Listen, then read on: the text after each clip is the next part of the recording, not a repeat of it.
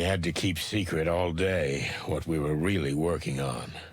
The boss wouldn't approve the case of a dead insect, not to mention the lost bodies.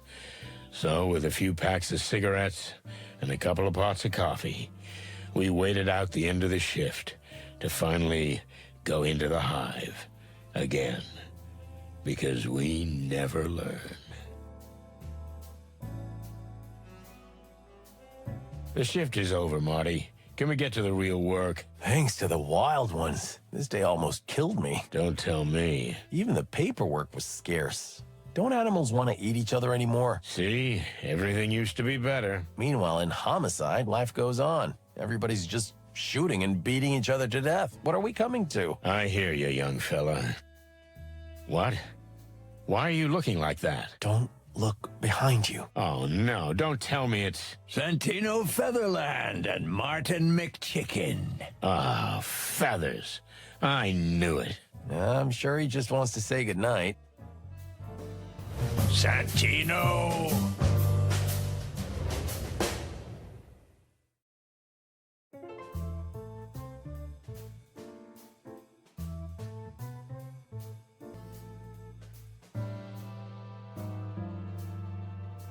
She seems troubled.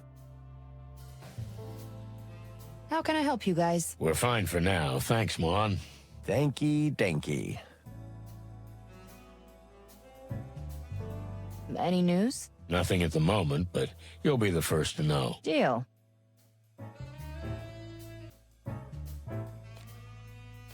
Listen, Mon, we just came from the Hive. Straight from the Queen, Miss Zenaida. You're serious? Well, I sincerely admire you boys for making it out alive. Actually, it wasn't that big of a deal. Well, we did fill our pants a little. Just a little. My condolences. You know something about her, Mon. We must have a file on her or something. Zenaida is a truly mysterious woman. Truth is, we're not even sure that's her real name. And there's no mention of any family name, of course.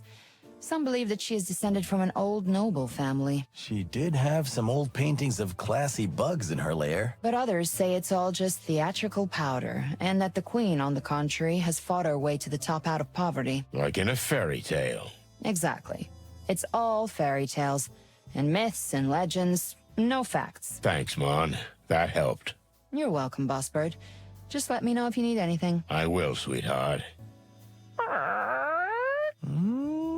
What? Nothing? Nothing, just some strange sparks bouncing all over the place. Ah, shut up, Marty.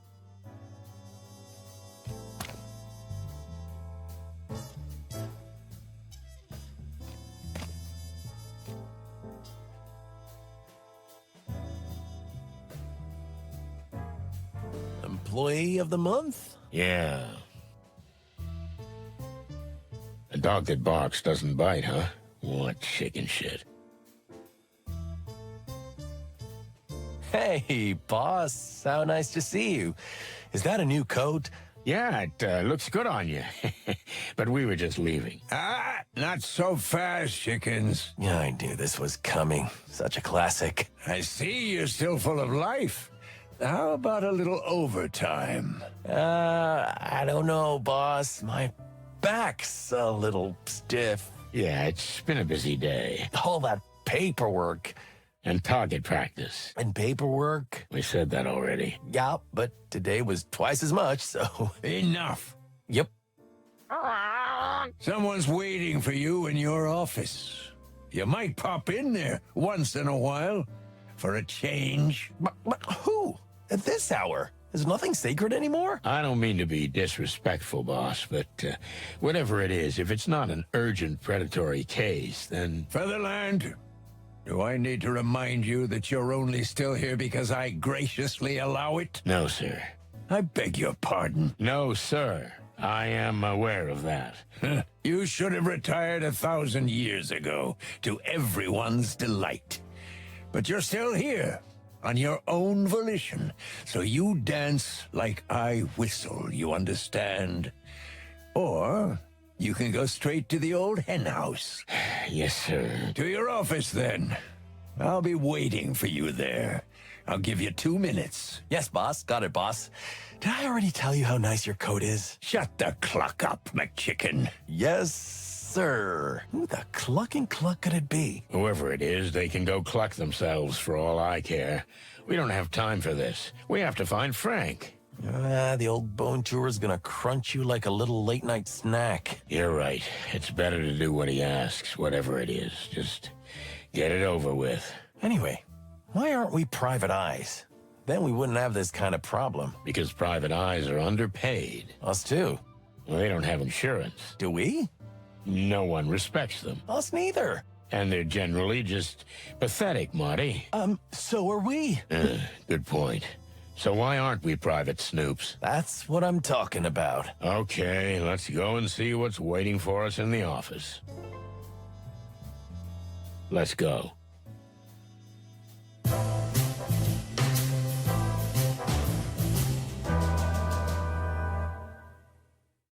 What can I say? Home away from home.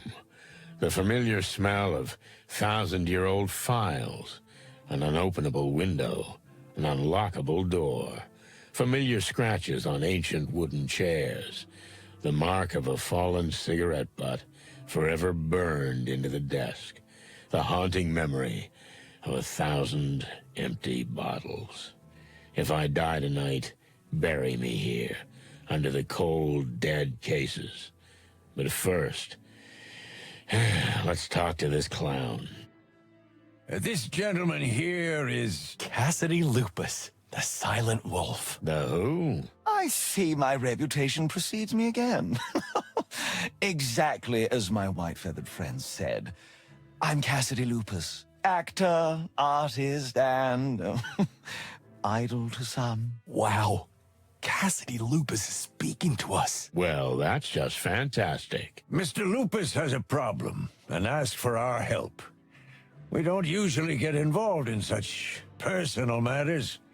Mr. Lupus is a well-beloved movie star and close friend of our great king. Just what we needed. Excuse me, Detective Featherland? I said we're honored. You know, they say wonderful things about you boys. Epic adventures, bloody affairs, crime gang shootings, arson. Just an average Monday morning. Sadly, my Monday mornings are not exactly cloudless these days either. And especially not average. Oh my, are you out of caviar perhaps? Oh, please, don't be so base. I understand I'm from a different circle. I'm not as tanned and wild as you, but I'm coming to you for help. Don't listen to him, Mr. Lupus. He's always like that. But otherwise, he's a great detective, I can assure you. So, what can we do for you? Well, it's a complex and delicate matter, but I've been threatened. I need your protection. Protection? Excuse me, but we're detectives. We're not here to prevent trouble. We're here to find the cause, if it's already happened. Oh, there's plenty of detective work in this case, believe me. I'm afraid I don't follow. But okay, fine. How about if I ask you some pointed questions first? Like an interrogation? Like in a movie? That's fantastic. You know, I've never played a detective or a murderer before. Let's hope you don't have to do it this time either. Shall we begin? Just do what you do best, boys.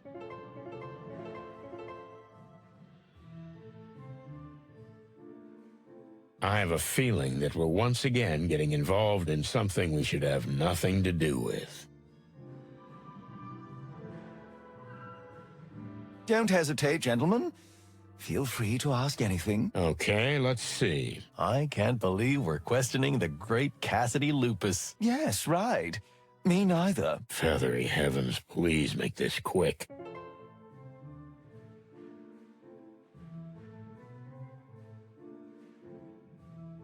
Don't keep me waiting. Let's get started. Yes. All right, my first question is... the actors. So here's the famous Cassidy Lupus, movie star. Arrogant, self-righteous, anxious type. He's visibly nervous, though he clumsily tries to hide it. He's not that good an actor. Playing on his vanity might be a good direction, I don't think the bad cop routine would work for him. But then again, I might just have to squeeze him to succeed. I'm not in the mood to patronize him, but if I have to, I'm sure I can get more out of him than he's willing to say with a little charm and finesse. So, tell us in your own words what happened and why you feel you need protection. Well, I've been getting menacing messages from someone for a while. What kind of messages? That's the weirdest part. We actors get involved in this kind of thing all the time, but it's always about money or some kind of personal item. Yes, go on. I once had a crazy fan come at me with a knife because I refused to ask her out. Can you imagine? Hardly. But please, let's stick to the point. So this is somebody... What did they ask you to do? That's the strangest thing. It was essentially a business proposition. What kind of business proposition? Oh, it's just ridiculous, but they want me to be some kind of publicity face. Me, the great Cassidy Lupus on some ridiculous billboard. No barking way.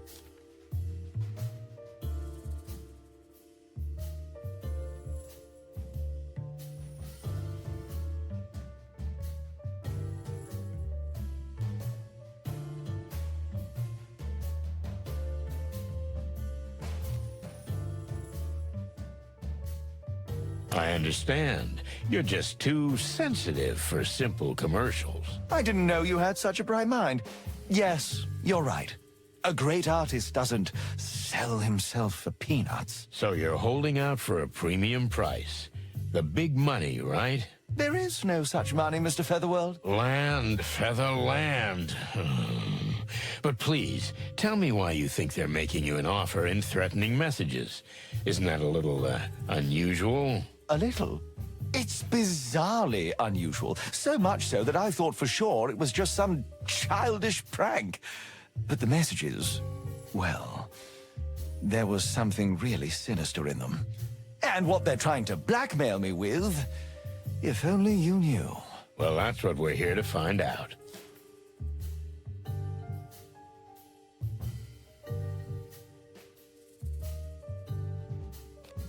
Is there anyone who would want to harm you? A jealous colleague, perhaps. Jealousy can make animals do crazy things. I've got a lot of people jealous, that's for sure. But I don't think anyone would want to hurt me just because of that. You think too highly of animals. You know, behind their friendly smiles, there are often repressed emotions. I've starred in dozens of dramas and lived among actors all my life. I know all about lying.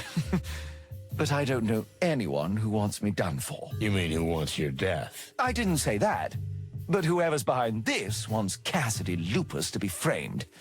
To make my shining star go down. Okay, I get it. Thank you.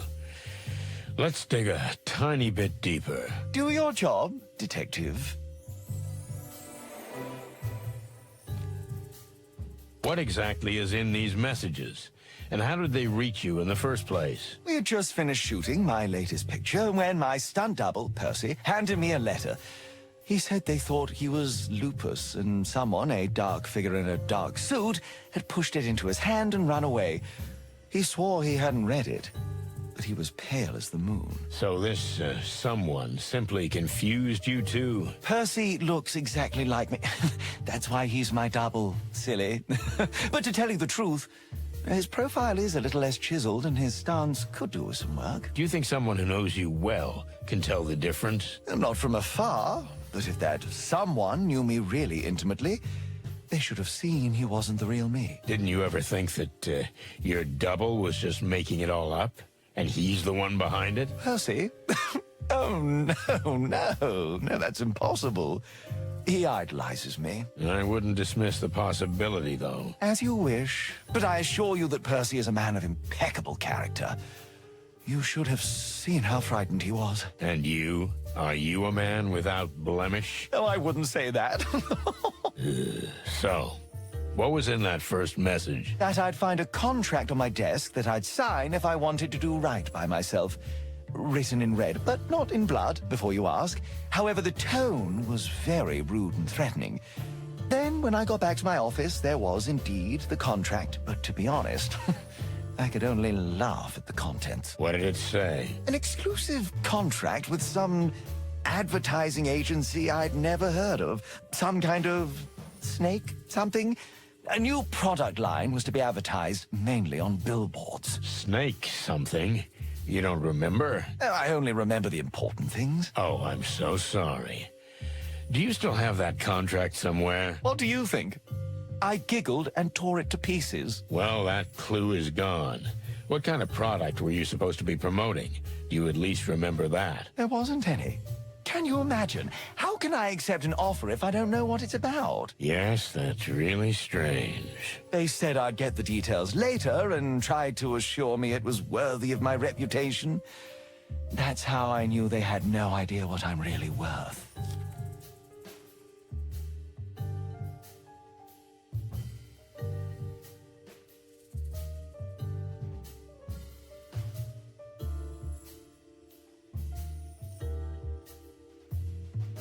You're used to starring in historical epics of a grand scale, am I right? Well, well, well, so you have an eye for it after all. A pleasant surprise. A simple cop like me can't like art. It's not that usual. So what were you working on? Some historical drama, maybe? Our last film was El Wolf, a real historical epic, yes. I was on the set when I got the first message. It was quite a long and turbulent shoot. Turbulent? What do you mean? You know, when two oceans meet, it becomes a flood. That's not exactly how it works, but let's not get hung up on the details. You know what I mean. Two giants, two legends, an actor and a director, each with his own vision. I see, so it didn't work out with your director. Nobody gets along with that animal, if I can be honest. You must be honest. That is actually the point. But of course. So no, I didn't get along with him, and neither did anyone else.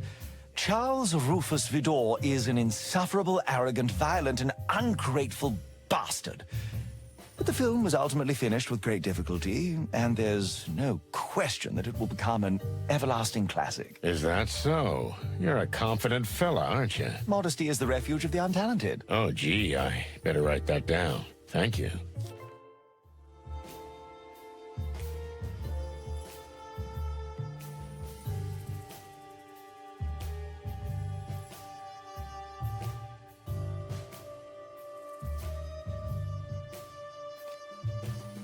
So what are they trying to corner you with? A lie, maybe? I take it you're quite clean.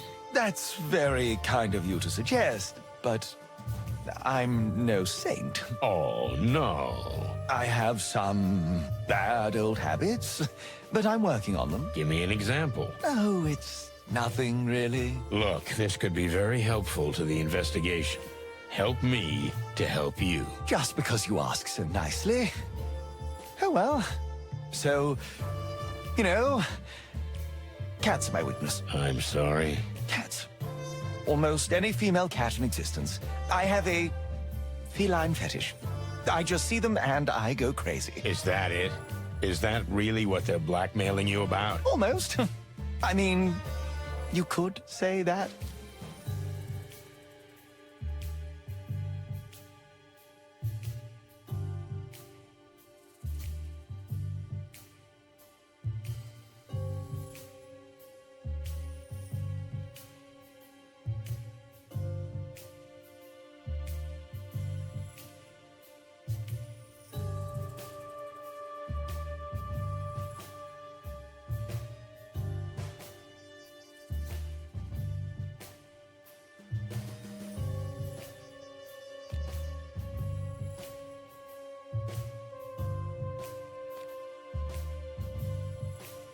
This is a dead end. Are you putting on a play? Would I be such a bad actor? Don't be that dramatic. This is real. Welcome to the real world. Things are a little different here. You know, I should be angry with you, but somehow I can't be. You somehow managed to speak to me. Oh, I'm so glad. So you're going to be completely open with me from now on? You're right. I'm asking you for a favor and still try to mislead you. Consider it a fresh start. So, They have a picture. They're blackmailing me. It's me and a cat lady in a very, You mean... I mean... Do I have to say it? No. So this is the picture they're holding you at gunpoint with. Very much so. If this picture leaks, I'm finished.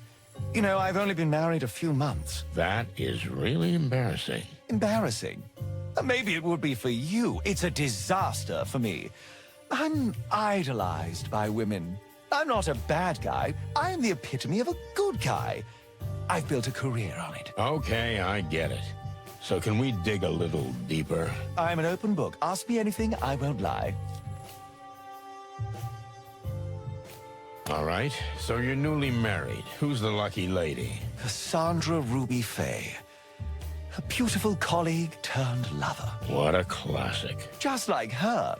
We met on the set of Loudest Howl, and I'll tell you, it was love at first sight. Like a fairy tale, right? Of course, there are always envious and hateful people. Aggressive predator jumps on the shy bunny, and the like. But it rolls right off your back. Is that right? What can I do? I really love her.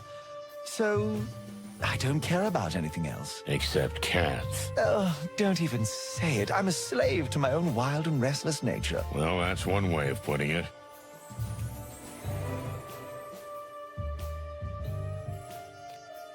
I'm sorry, but I have to ask. Who is the lucky cat lady who's put your privacy and reputation at jeopardy? You know, it's almost humorous, but you know her. Really? I wasn't expecting that. Meredith H. Marble. What? Huh, cluck me. You mean the writer? The creator of the ChickenPolice book series? None other. A real predator, am I right? Oh yeah, our lives have been taken and torn apart by her, that's for sure. But I see, in some ways, yours has too. You need to understand, that woman is a nobody. I mean, no disrespect, but she means nothing to me. It's just, you know, she's a cat. And sometimes that's enough for me. Then why did you marry a rabbit? Because Faye is the love of my life, that's why. This cat thing is, you know, physical and nothing else. But it's incredibly strong. Okay, big fella, calm down. Now, why do you think they're trying to kill you? Isn't it enough that they leak the picture and you're done? Maybe it would be enough, but I didn't let it go. You may think I'm a big fraud, a rip-off, but Cassidy Lupus is not to be intimidated. I made it clear to them that I wouldn't give in, not even if they leaked the picture. Oh, maybe you do have some nerve. I'm genuinely surprised. Thank you. Or maybe you're just too stupid to realize how serious this is. Ouch. So then they threatened you. Mortally. The last letter was just a poster folded up. It's a poster from an old movie I did. And you took that as a threat. It's called The Last Howl. The last part of a series in which the protagonist I play dies. That's a little on the nose. Right. I knew right away I had to get help. That's why I came to you. So that's it? There's no more? I think I told you everything, yes. Quite a story. But I'm glad you finally managed to open up. You know, Mr. Feather something? Yes, that's right. Feather something. Maybe you are as good a detective as they say. Then maybe I thank you. You see? That's what I'm talking about.